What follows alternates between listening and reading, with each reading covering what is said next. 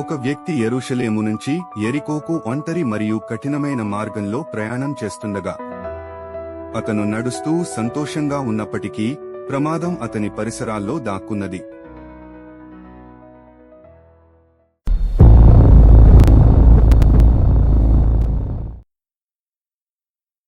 ఆ సమయములో ఇద్దరు దొంగలు రాళ్ల వెనక నుండి దూకి వచ్చారు.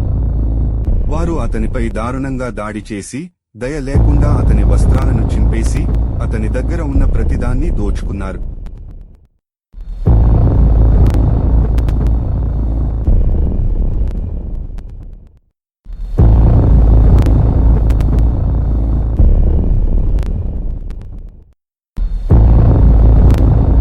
తన్నబడిపోయి చనిపోయినట్టు ఉన్న అతను మార్గంలో ఒంటరిగా పడిపోయాడు.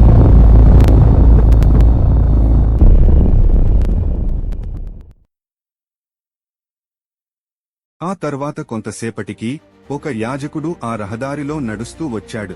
ఆయన గాయపడిన వ్యక్తిని చూసి ఆగాడు. కాని వెంటనే ముఖం తిప్పుకున్నాడు. ఒక చూపు కూడా వేయకుండా ఆయన మార్గము మరోవైపు వెళ్లి తన ప్రయాణం కొనసాగించాడు. కొద్దిసేపటి తర్వాత ఒక లేవీయుడు కూడా ఆ మార్గంలోకి వచ్చాడు. అతను ఆ గాయపడిన వ్యక్తిని చూసి సానుభూతి మరియు భయం మధ్య సంశయించిపోతున్నాడు.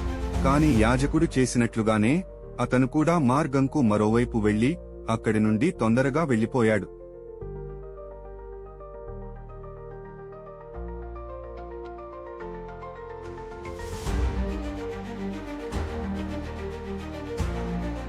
చివరగా ఒక సమరయుడు ఆ రహదారిలోకి వచ్చాడు.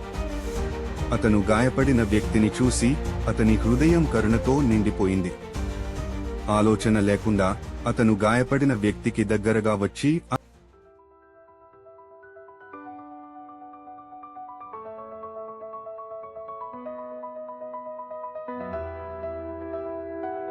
అతని గాయాలను పరిశీలించడం మొదలుపెట్టాడు. అతను ఓలివ నూనె మరియు ద్రాక్షారసంతో గాయాలను శుభ్రపరిచాడు. నెమ్మదిగా అవి కడిగాడు మరియు కట్టాడు. తర్వాత అతను అతన్ని తన గాడిదపై ఎక్కించి అతనితో ప్రయాణం కొనసాగించాడు.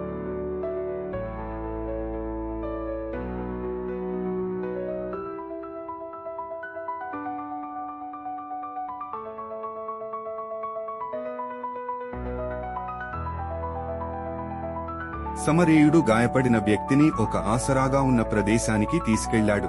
పూటకూళ్లవాడు అతనిని సంతోషంగా ఆహ్వానించాడు. సమరయుడు గాయపడిన వ్యక్తిని జాగ్రత్తగా పడుకునేలా చేశాడు. అతనికి రాత్రంతా సహాయం చేస్తూ గడిపాడు. రెండవ రోజు సమరయుడు పూటకూళ్లవానితో మాట్లాడాడు.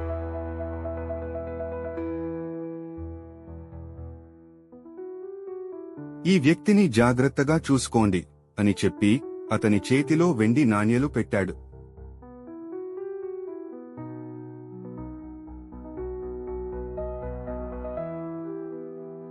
ఇది అతని ఖర్చులకు సరిపడుతుంది. ఇంకా ఏదైనా అవసరమైతే నేను తిరిగి వచ్చినప్పుడు చెల్లిస్తాను. పూటకూళ్లవాడు గాయం పొందిన వ్యక్తిని బాగుచేస్తా అని ఒప్పుకున్నాడు.